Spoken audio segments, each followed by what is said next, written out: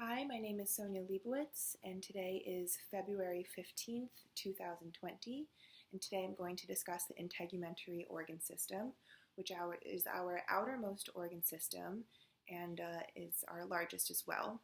The integumentary organ system is composed of two major components, which is known as the cutaneous membrane, also referred to as skin, and its derivatives, which include hair follicles, exocrine glands, and nails.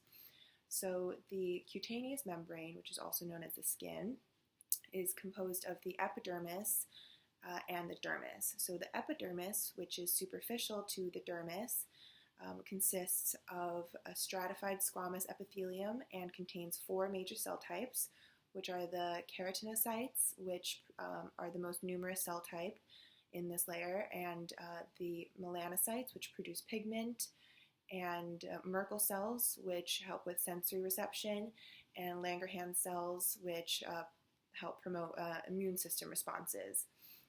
Now, in thick skin, which is found on the palms of our hands and the soles of our feet, there are five layers of epidermis, which from deep to superficial are stratum basal, stratum spinosum, stratum granulosum, and stratum lucidum, and then stratum corneum. But in thin skin, which is found basically everywhere else, the stratum lucidum layer is usually absent. So deep to the epidermis is the dermis, which contains two layers, the papillary and the reticular. The papillary layer consists of a connective tissue and contains capillaries and axons of neurons, and the reticular layer is a network of dense irregular connective tissue and surrounds the hair glands, our sebaceous and sweat glands, and our nerves.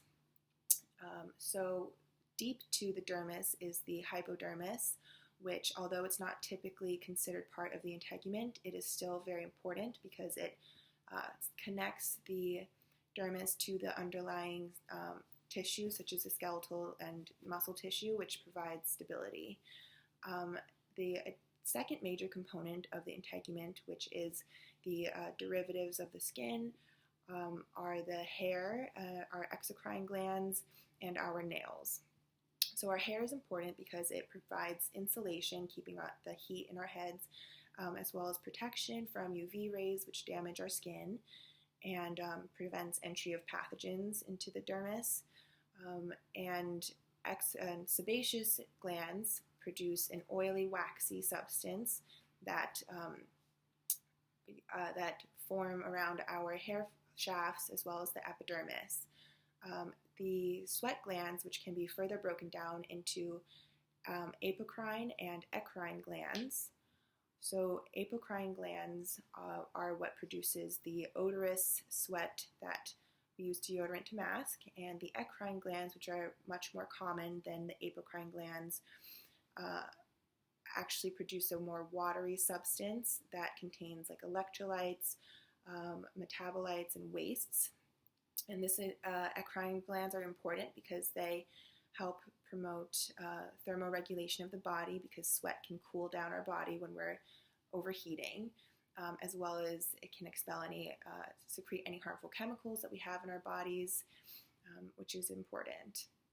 So in my future career, currently I work at the leukemia department at Memorial Sloan Kettering Cancer Center, and leukemia, which is a type of cancer that affects white blood cells, can also affect the platelet production. Now, if your body doesn't have enough platelets, your capillaries, which are found in the papillary layer of the dermis, will not be able to contain the blood vessel, the blood that causes bruising once it's released into the dermis.